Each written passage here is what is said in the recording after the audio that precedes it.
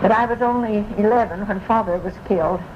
I remember before his dying, Lois, working with him in the field. We'd go down in the field to shop grain, and I don't know whether the kids nowadays would realize what that meant at all, but we had to pile all those bundles up into piles so they'd dry out, ready to be taken in and stacked and be ready for thrashing. But we did, we four girls would go down the field to help Father, and we'd work, and finally we'd start to get silly and start to laugh, and Father'd say, well, it's time to quit now, you're getting tired, so we'd quit and go home, back to the house.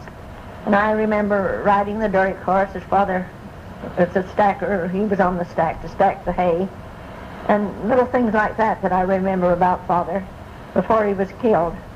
But I was only 11 when he was, he and Ed went up to the mountains to get out timber to build a barn.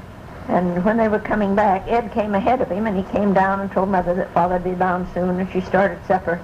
But it wasn't long until there was a man came down and said that the lumber had fallen over on Father and killed him. And Father was such a gentle man that he was, even the beasts and everything seemed to realize how kind he was. We at that time had a lot of bees, and Father used to extract the honey from the bees, and that's the way we got our honey. But we were just frightened to death of the bees, we kids, but Father would go out to get the honeycomb out of the hives and bring it over to the extractor, and we kids would turn the extractor and get the honey out, and Mother would strain it, and that would be our honey, and we put our honey away for winter. But while Father was working out around the bees would crawl up over his hands and his arms, and they never did sting him, but if a bee got away from there and come after us kids, we were sure that we'd get stung.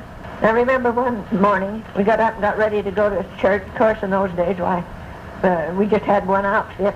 Father had one coat to wear on Sunday, and when he went to get ready, he couldn't find his coat. And he thought for a while what in the world had happened to his coat. And finally remembered that he'd come from Bishop's meeting during the week and hung his coat in the buggy shed where they kept the buggies to get them out of the snow, while he took the horses over to the barn and put them away, and then he'd come to the house and left his coat in the buggy shed. So he went down that morning to get his coat. And when he took it down off the nail, it felt so heavy he couldn't imagine what was the matter, and he looked inside, and there was a swarm of bees inside of his coat. But he got a beehive and shook the bees off into the hive and put his coat on, and we went on to church the same as usual. He was a bishop as long as I could remember in the ward there in Oakley. He was still a bishop when he was killed.